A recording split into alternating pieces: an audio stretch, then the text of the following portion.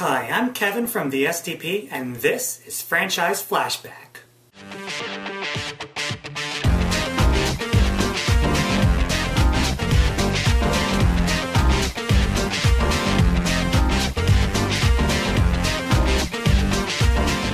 Let's look at OutRun. OutRun is a racing video game with numerous sequels made for numerous platforms, including the arcade and Sega Genesis. The object is to drive through a series of stages without letting the timer run out. The twist here is that at the end of each of these stages, you get to choose which stage to tackle next, decided by bearing left or right at a fork in the road. This is where OutRun stands apart from other racing titles. Instead of doing laps within closed circuits, the OutRun games give a feeling of a cruise down the open road. So unique is this concept that its creator classifies it not as a racing game, but as a driving game. There's a difference.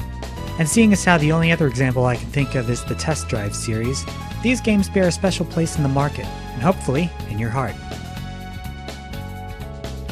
The original game was created by Sega AM2 for the arcade under designer Yu Suzuki. During development, he had toured around Europe in order to study the scenery and find inspiration for many of OutRun's locales. In the original game, there are 15 regions in all, and with up to 5 stages playable per game, that makes 16 possible routes to take.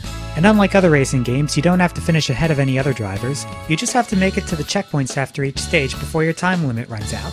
Seriously, OutRun is one of those games where just getting to the end is the biggest challenge, and that is not an outlier for the time. But what was unique was the experience. Taking a spin in a not-Ferrari Testarossa with blonde girlfriend in the passenger seat, it's the stuff of dreams, man. Further forming this dream, upon starting a game, you get to choose from one of 3 different songs to play in the background: Magical Sound Shower, Passing Breeze, and Splash Wave, all composed by Hiroshi Kawaguchi. The music was inspired by jazz fusion bands such as the Miami Sound Machine and Japan's Cassiopeia, so if you like the game's soundtrack, check them out as well. The world of the dream is brought to life via the technique known by Sega as Super Scalar Technology. Coding like this gives a very distinct look. In order to simulate 3D space, objects are rendered not by polygon-based models, but by 2D images representing a 3-dimensional point, zooming them in and out as they move towards and away from the horizon. This means that, for example, if you drive through a tunnel or past a wall, it is rendered by a series of rocky pillars. Weird, yes, but this was the best they could manage at the time, and indeed it does stand out for better or worse. Although techniques like these were used before, such as in Pole Position by Namco, Sega started using it in 1985 with games such as Space Harrier and Hang On. What OutRun adds to this engine is the ability to simulate elevation changes, with valleys increasing your field of vision and hills limiting your view. All the same, unlike in modern 3D racing games where you can see farther and plan your line accordingly, here you have naught but signs warning you when a sharp curve is heading your way only a second or two before you hit it. The end result is that while it is possible to memorize the tracks, for your first playthroughs you'll have to rely on quick reflexes instead. As such, and this is my personal opinion, but with this admittedly primitive technology, the tracks don't seem to have as much personality in how they're laid out. Combine that with the timer and the traffic, and even on the easiest settings, it's way hard to complete a 5-stage set. The best advice I can give is to, well, not hit traffic, and don't be afraid to hit the brakes in order to make sharper turns. Also, you have to use a manual transmission, but it's only got 2 speeds, so it's not that bad. OutRun got ports for the Sega Master System in 1987, and the Genesis and Game Gear in 1991. OutRun would not get a legally defined sequel in quite a while, but there are numerous spin-offs which Suzuki calls unofficial sequels. First off is 1989's Turbo OutRun.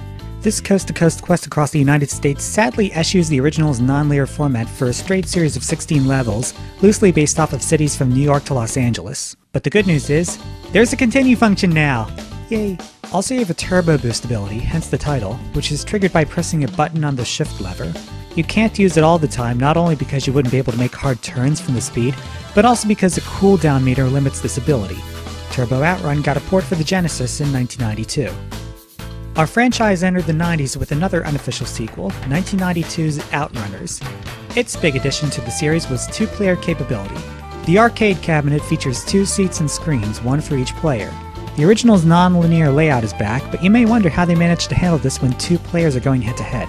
Wouldn't it be possible for the players to take completely different routes? Actually no. In order to keep contact with each other, the game is designed so that only the leader of the 2 gets to pick the next stage, and the runner-up must take that path. Apart from that, the graphics have received a tremendous upgrade. The cars, while still using sprite-based animation, have a much more fluid motion to them. And that's cars, plural. Players have a choice of multiple cars upon starting, each with different performance and handling aspects. OutRunners got a port for the Genesis in 1994, and apart from a necessary downgrade in graphics, they made a rather weird choice for this one. The screen is split for both 1 and 2 player games, and in single player mode there's always a computer opponent serving as your rival. Huh, would be nice if we got a choice in the matter.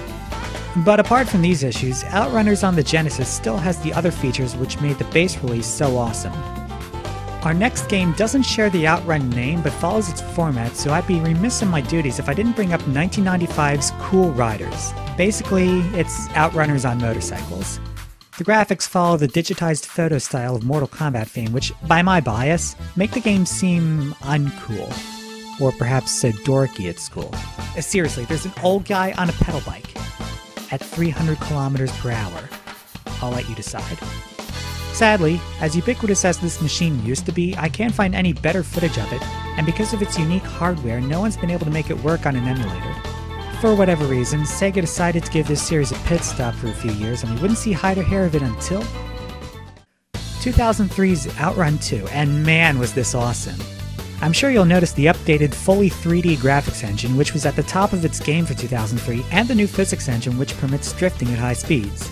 Not the most realistic execution of drifting in a video game, but I'm not here to complain. In fact, it's a useful tactic for getting through the courses on time. That and, not hitting traffic. But OutRun 2 also innovates in its design, not only retaining Outrun mode, the non-linear 5-stage structure of the original game, but by offering 2 new modes. First is Heart Attack mode. Now there's some irony waiting to happen. Actually no. In Heart Attack mode, multiple sections of each track are set aside for challenges such as drifting, passing cars without hitting them, or other more out there stuff. And you're judged by your passenger girlfriend, who scores you with hearts, ergo, Heart Attack. There's also a Time Attack mode, which limits you to a preset path and takes away the traffic, and is thus a good start for beginners. OutRun 2 got a port for the Xbox in 2004. That same year, OutRun 2 got an updated re-release for the arcades. Subtitled SP, one of the game's updates is a new set of courses. During your setup, you can choose between these and the tracks from the original OutRun 2. Apart from that, the physics engine has been revamped, the car selection has been expanded to 10 Ferrari models, past and present, and the Outrun and Time Attack mode can even be played with all 15 stages in order. This edition was included as part of OutRun 2006 Coast to Coast for PlayStation 2, Xbox, PC, and PlayStation Portable. To date, the final entry in the series was 2009's OutRun Online Arcade, a downloadable title for the Xbox 360. This one featured the tracks and modes from OutRun 2 SP. As per the title, it introduced 6-player races through the power of Xbox Live, and as is permitted by the 7th console generation, the graphics engine has been expanded to support HD output. 2 caveats, however. 1. Some of the content from OutRun 2006, including some cars and the levels from OutRun 2, were left out for space requirements. And 2. I've been using the past tense because this game doesn't exist anymore. As of December 2011, OutRun Online Arcade was delisted from the Xbox Live Arcade due to Sega's contract with Ferrari expiring. See, this is the kind of thing you've got to pay attention to when internet distribution is involved. It's also the reason why the Gran Turismo games, as popular as they are, will never show up on the PSN store, but that's another story. This was the last activity in the OutRun franchise to date, and I don't usually say this, but I don't think another game is necessary. I mean, ever since they introduced Heart Attack mode in OutRun 2, there's nothing Sega could do to reinvent the wheel, so to speak. The only thing that a sequel could add at this point is new content. Now, Cool Riders 2, on the other hand... With that said, let's tackle some trivia. A number of the series' games are exclusive to Europe, such as Battle Outrun and Outrun Europa for the Master System, and a PlayStation 3 version of OutRun Online Arcade, which, to my knowledge, has also been taken down. Since OutRun was a Sega product, it didn't have any showing on Nintendo consoles, but there was a game for the NES which copied many of its features. Rad Racer was made in 1987 by Nintendo and Squaresoft. Yes, that's Squaresoft. Whilst it lacks the branching paths of OutRun, it does share its pseudo-3D graphics and blistering difficulty. It's worth a try, and you might also like to know that it was featured in the movie The Wizard, as the game Lucas demonstrated with the Power Glove. And let me tell you, if he could get that piece of junk to work with Rad Racer, he deserves all that glory bestowed upon him by the Nostalgia Critic. I love the Power Glove. It's so bad. And finally, I'll leave you with this video. Garnet Hertz from the University of California, Irvine managed to retool an OutRun arcade cabinet to drive on the roads as a real car. But that's not all. He managed to get the screen to draw the real-world roads on screen using the graphics engine of OutRun in a form of augmented reality. Tip of the hat to you, buddy. So, what have we learned today? It's not always the destination that defines our lives, but the adventure of getting there. Just don't let your time limit run out. This is Kevin from the SDP. Good night, everybody.